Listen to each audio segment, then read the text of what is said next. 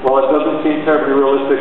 This is kind of what we're left with, and so I also looked at the bios of all the participants, and I've met some of them, and the experience is amazing on this panel.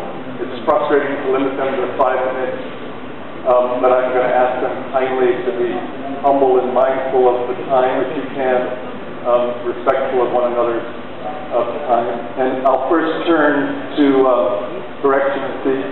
This is Emerine Kabanchi, the Minister of Community Development, Mother and Child Health in Zambia, for some opening remarks and framing of the session. Thank you very much, Moderator. Firstly, I would like to thank the organizers of this conference for letting me have this opportunity to chair this session on accountability at community level. Accountability encompasses 3 interrelated ideas: monitoring, review, and action. It is a cyclic process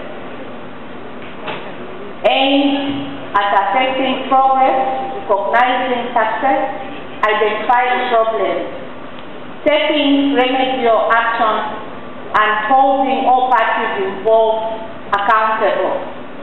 That is the government, the cooperating partners, the civil society organizations, and also I think we have to hold the community also accountable.